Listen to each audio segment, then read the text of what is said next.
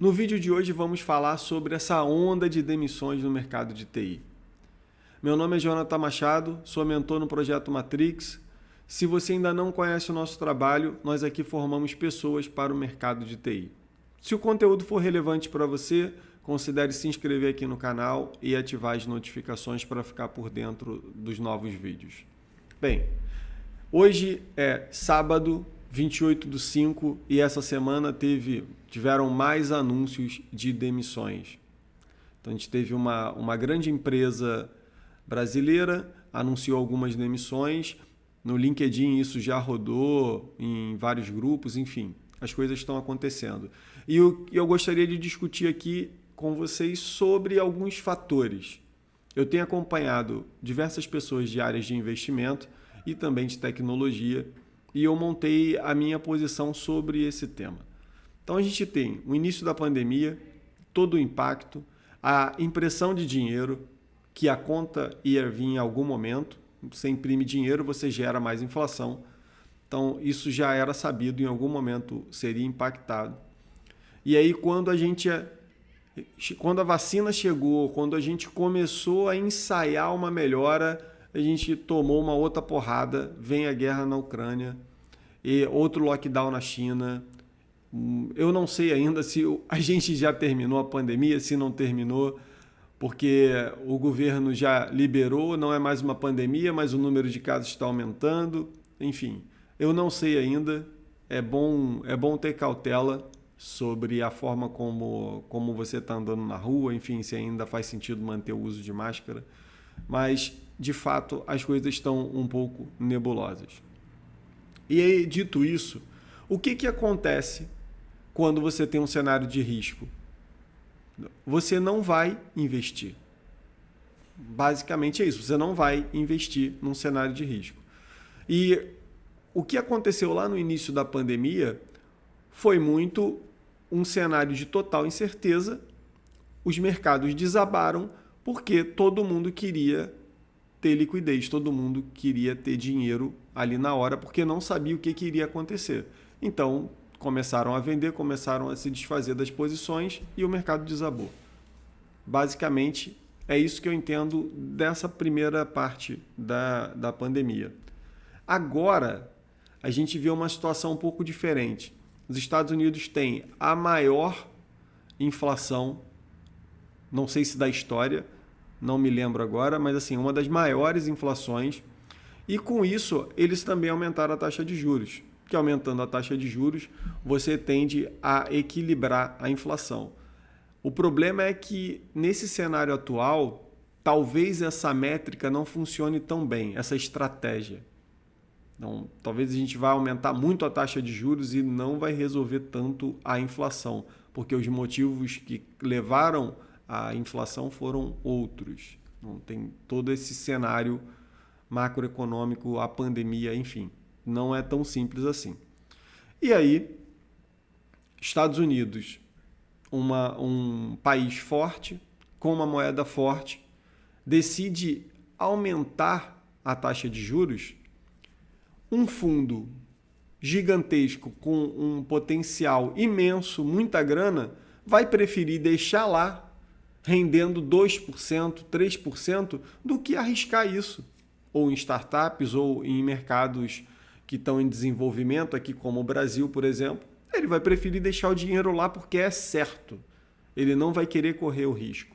E isso também influencia em todo o caos que a gente está vendo aqui nas empresas de TI. Então, fazendo um resumo rápido, isso pode sim estar afetando a aversão ao risco, e os Estados Unidos com uma taxa de juros alta, faz mais sentido eu botar o dinheiro lá e não correr nenhum risco. Esse é muito motivo porque várias pessoas investem em renda fixa no Brasil e não tanto em ações, porque a aversão ao risco é grande, tem muita instabilidade. Mas vamos ver um sitezinho aqui que é bem interessante. Ele está ajudando a dar uma visão de todo o cenário desde a pandemia. Tá? Eu vou deixar o link aqui na descrição. E esse site ele mostra as demissões que aconteceram. Eu não estou fazendo nenhum filtro aqui, só mandei ordenar por data. Então, só ontem, 27/5/2022, nós tivemos mais 2 demissões. Dia 26, sexta-feira, tivemos 3 demissões e uma muito conhecida aqui no Brasil, que é uma empresa, a Vetex, anunciou suas demissões. Inclusive, se você tiver com vaga na sua empresa, muitas pessoas estão fazendo um movimento para ajudar essa galera que está sendo desligada, e você pode pegar a lista dos profissionais que foram desligados. Isso tem no LinkedIn, tem nesse site, está aqui o link. Você pode acessar aqui e tentar puxar essas pessoas para a sua empresa, né? Porque, afinal de contas, elas saíram do mercado por vontade aleatória, né? Elas não quiseram fazer isso. Então, assim, não é um melhor momento para acontecer e também não é a melhor forma de você sair do mercado, né? Sendo desligado. Então, o motivo do desligamento não é só performance, pode não ter nada a ver com performance, pode ser só pressão de investidor, e a gente vai entender isso daqui a pouquinho. Pressão de investidor e tem que demitir para reduzir o custo. Então, é isso que esse site mostra, ele está dando uma ajuda boa. A lista é assustadora, tem bastante coisa, bastante coisa. Você pode depois navegar por essas informações e tirar suas próprias conclusões. Outra informação que eu queria passar aqui é ainda nesse site sobre o gráfico de novas demissões desde que começou a pandemia. Então, lá em março, a gente teve uma quantidade de demissões grande. Ok. Só que isso começou a se normalizar ali para setembro, agosto de 2020. Isso aí se seguiu razoavelmente bem e a gente começou a ver no início de 2022 essa onda subindo. Claro, o que aconteceu no início de 2022? Guerra na Ucrânia, lockdown na China, Estados Unidos subindo a taxa de juros. Então, isso tudo impacta nesse resultado, na minha visão, tá? Isso é a minha visão sobre tudo que eu andei lendo e vendo, enfim, conversando com pessoas sobre esse cenário. Então, não está parecendo que isso já está no seu fundo. Acho que a lama ainda está aí. Eu não faço a menor ideia de quando isso vai terminar e a gente precisa ter bastante cautela nesse momento. Aqui também tem por segmento as demissões desde que começaram, e aí a gente tem aqui empresas de transporte, comida, viagem, finanças, empresas de varejo. Enfim, tem alguns mercados que sofreram e foram bastante impactados. Todos esses links, de novo, todos esses links na descrição, você vai poder navegar aqui, tem bastante informação importante. Agora, falei de investimento, falei de taxa de juros, aversão a risco, tudo isso. E aí eu gostaria de falar com vocês também sobre como é que funciona essa questão da rodada de investimento numa startup. Porque uma startup, quando ela começa, às vezes ela não tem dinheiro suficiente, ela precisa captar esse dinheiro. E aí quem é que vai dar esse dinheiro? Pode ser os próprios fundadores, pode ser uma empresa, pode ser um fundo, enfim, pode ser um ex-empresário, um empreendedor, pessoa física, enfim. Essa galera toda pode dar esse primeiro aporte para fazer essa empresa andar. Então, normalmente a gente chama isso de séries, de rounds de investimento, e cada round de investimento representa uma série. E é isso que eu quero explicar para vocês aqui. Então, eu peguei um site que já está com umas informações que eu considerei muito boas, vou deixar o link na descrição, mas vamos lá. O que significa essa parte da rodada de investimento? O que tem que estar muito claro aqui é a compreensão do nível de maturidade do negócio. Como essa empresa ela tem pouco tempo, né, os investimentos têm que vir, como eu falei, ou dos fundadores ou de algum grupo que vai colocar uma graninha ali para tirar o projeto do papel. E uma forma de fazer isso são os fundos de Venture Capital. E isso daí ele vai pegar tudo isso que a empresa desenhou, né?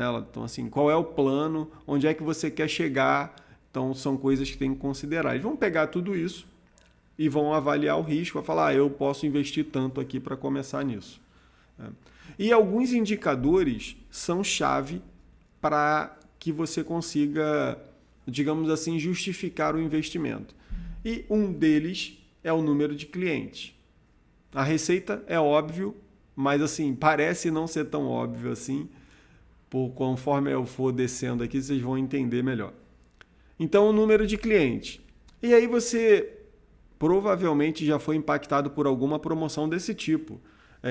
Ou você vai pedir uma comida no aplicativo de entrega de comida e vai ter não sei quantos reais de desconto grátis. Ou você vai pegar um carro, né, por aplicativo e às vezes vai pagar um valor muito baixo, às vezes mais barato do que o transporte público. Então, tudo isso vem da onde? Esse custo vem dos investidores. Os investidores estão botando dinheiro ali e estão bancando essas ações. Para quê? Para trazer cliente. Por quê? Porque esse indicador é um indicador-chave. Quantos clientes tem usando a minha plataforma? Qual é a receita que está sendo gerado? E essa receita está subindo ao longo do tempo, então eles precisam considerar isso. Então, por isso que essas promoções para atrair novos clientes, porque eles precisam justificar através desses indicadores. E aí as rodadas de investimento, elas têm algumas fases. Eu separei aqui em cores. Então a gente tem o investimento anjo, pré-seed, seed, série A, série B e série C em diante. Eu vou explicar um pouquinho melhor por que eu coloquei em vermelho aqui. Mas o investimento anjo é aquele que é o iníciozão, né? Aquele que está de fato apostando no negócio. E normalmente cada linha dessa de investimento ela tem um range de valor. Então assim, entre $5.000 e $150.000. É muito dinheiro para mim, provavelmente pode ser muito dinheiro para você, mas para empresas isso daqui não é tão grande assim.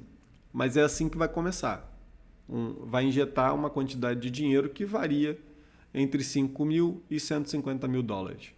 Depois tem essa próxima parte aqui de pré-seed, depois tem esse outro seed e e isso aqui também até 10 milhões. Importante, assim, mais de 10 milhões provavelmente não vai captar nesse inicial. E aí a gente chega na rodada de investimento, série A. E nesse momento, o modelo de negócio ele tem que já estar meio que construído. As coisas têm que estar desenhadas e tem que mostrar potencial. Através daqueles números lá, número de cliente, número de receita, você vai medir o potencial disso e você vai ver, até quando isso pode crescer. E, ok, os números vão ficar aqui entre 2 milhões e 15 milhões. Aí tem aqui os fundos de Private Equity e Venture Capital continuam bancando essa série de investimento. Essa daqui é uma das maiores, né? Assim, é a que vai trazer mais grana nessa primeira parte. Praticamente toda startup acaba passando por essa série A. E aí vamos ver aqui mais umas. Série B, ela já está consolidado. As coisas já aconteceram, já está consolidado. O objetivo da série B é expandir o mercado. Então aqui entra muito esse capital para atrair mais cliente, fazer a campanha de marketing agressiva, de colocar mídia em todos os lugares. Você entra no YouTube, aparece uma propaganda, você entra, sei lá, no aplicativo, no Duolingo, se você aprende idioma por lá, toma mais uma propaganda por lá. todos os lugares você vai ser bombardeado, porque eles vão tentar ao máximo fixar a ideia dessa empresa na sua cabeça. E beleza, ela serve para quem já conseguiu andar com os planos da série A e lançou novos produtos ou descobriu novas formas de gerar receita. Então, assim, o investimento de série B já é para quem andou bastante, já está bastante avançado. Vamos lá, vamos descer um pouquinho mais. Uma das possibilidades já a partir dessa fase é a expansão por meio de fusões e aquisições, quando startups começam a comprar empresas para evoluir o seu negócio. Acho que o que vem na minha cabeça mais recentemente é o Nubank, a quantidade de empresa que o Nubank comprou para incorporar negócios diferentes, lembrando que está aqui, expandir o seu alcance no mercado. Como é que você expande o seu alcance no mercado?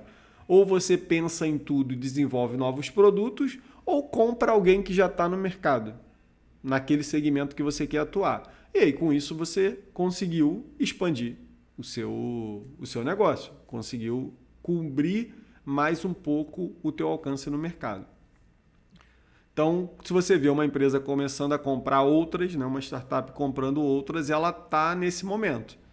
Ela está aqui, provavelmente nessa série B.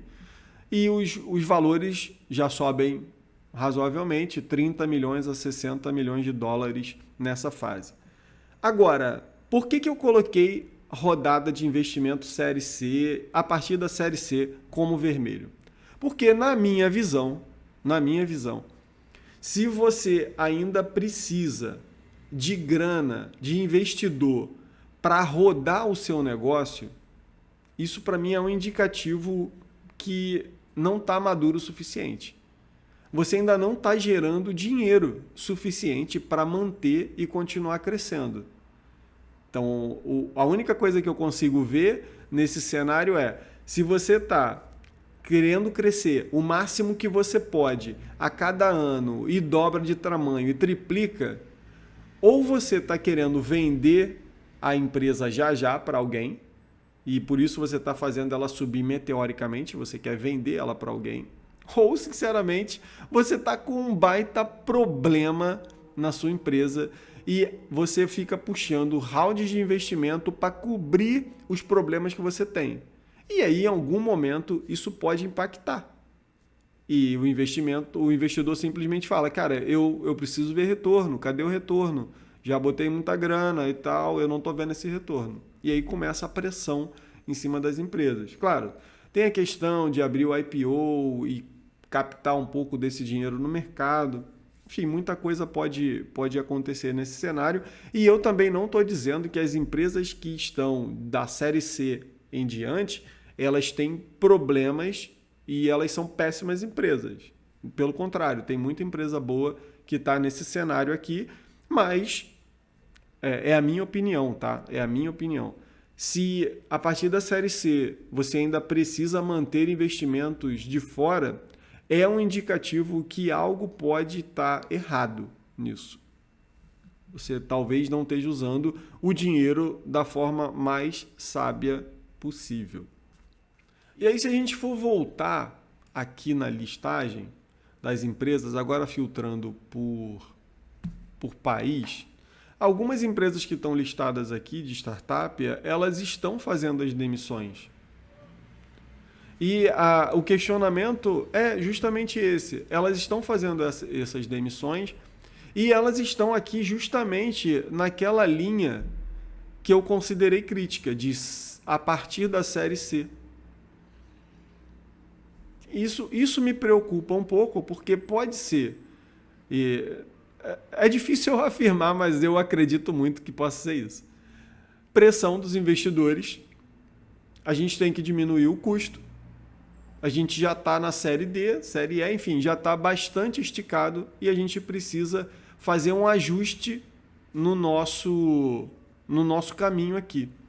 E para mim isso é um problema, porque imagina a quantidade de impacto que a gente vai ter no mercado, cara, uma quantidade de pessoas absurdas ficando desempregada e assim, como é que a gente explica? Por isso que pode ser uma bolha. porque as coisas foram subindo tanto em termos de startup. Eu ainda quero falar sobre o nosso trabalho mesmo como área de TI, mas aqui essas empresas são do segmento de TI e esse crescimento meteórico que muitas tiveram pode estar agora impactando e os investidores podem estar pressionando o board dessa empresa, a diretoria, enfim, para ajustar as coisas, e a forma de fazer isso é demitindo pessoas, porque um dos maiores custos acaba sendo com pessoas.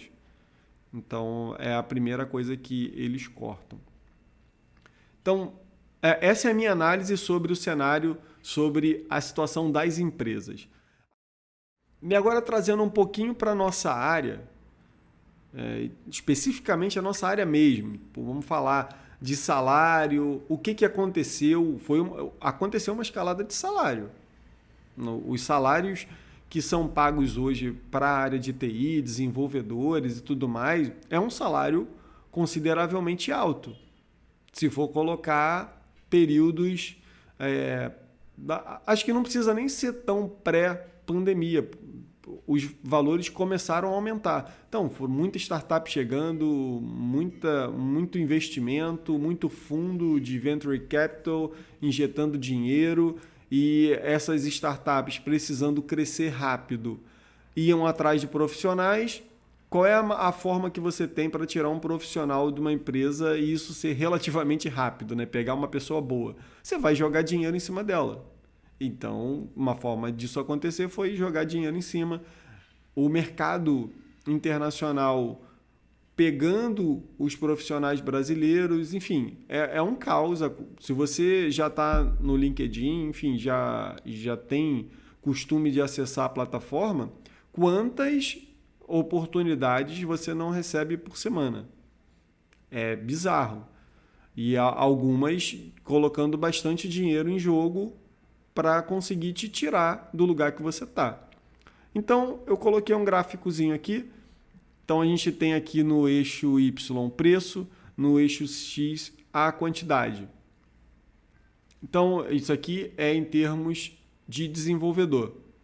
Então, esse gráfico é para nos representar como desenvolvedores ou como mercado de TI de uma forma geral. Então, o que acontece? Se eu tenho o meu ponto de equilíbrio, está tudo certo. E é justamente isso que as coisas têm que se encaixar. Mas se há um desbalanceamento entre oferta e demanda, alguma coisa vai acontecer. Então, o que rolou no mercado de TI? E aí sim, esse eu acho que a gente está chegando no topo. Se a gente tivesse um gráfico de escala de salário, eu acho que a gente está chegando no topo desse gráfico. E talvez agora as coisas comecem a descer, justamente por causa de todo esse impacto e todas essas pessoas boas que estão sendo desligadas por pressão de investidor. Então vamos lá. Se eu vou aumentar a demanda, ou seja, eu quero contratar pessoas, o que vai acontecer? Eu vou aumentar a demanda, o meu cenário já não é bom de formação de profissionais de TI, já não é bom. E aí o que vai acontecer? Conforme aumenta a demanda, o meu preço, né, vai subir. Está aqui. O preço vai subir. E é justamente isso que aconteceu. E aí o que está começando a acontecer? Por isso que eu estou reforçando que talvez a gente esteja no topo da escala de salário e a partir de agora a gente vai descer. Então, a demanda vai encolher e a oferta, que é a quantidade de pessoas que vão estar disponíveis no mercado, vai aumentar. Então, olha o que vai acontecer quando a oferta começar a aumentar, os salários vão diminuir. Então, assim, é um movimento que a gente precisa considerar. Eu acho que vai acontecer, de uma forma ou de outra, isso vai acontecer. Eu nem acho que a gente entrou numa recessão ainda. De tudo que eu tenho visto de mercado financeiro, eu acho que essa recessão talvez chegue pesada, forte, no final de 2022 para 2023, que aí o negócio vai ficar ruim mesmo, Por enquanto a gente começou o movimento, infelizmente eu não sei direito até onde isso vai parar, mas o cenário que eu vejo é esse. Eu acho que sim, é uma bolha, sim, está estourando e sim, está acabando esse festival, digamos assim, de dinheiro fácil, que era não para nós, desenvolvedores, mas dinheiro fácil para startups que não dão lucro, simplesmente colocam projetos, enfim, ficam rodando e não captam dinheiro, não geram receita e precisam sempre de mais e mais dinheiro para conseguir se sustentar. Então, o recado do vídeo de hoje é esse. Ficou um vídeo um pouco mais longo do que o usual, mas é um assunto complexo e eu acho que a gente precisa estar bem atento a isso para nos preparar para um possível cenário caótico. Eu acho que é isso. Se você tem uma opinião diferente da minha, deixa aí nos comentários. Enfim, eu acho que é importante a gente trocar uma ideia sobre isso e ver o que pode acontecer, né? De fato, espero que a gente não passe por isso, mas não é o que os números e o que os fatos estão mostrando. Bem, fico por aqui. Te vejo no próximo vídeo.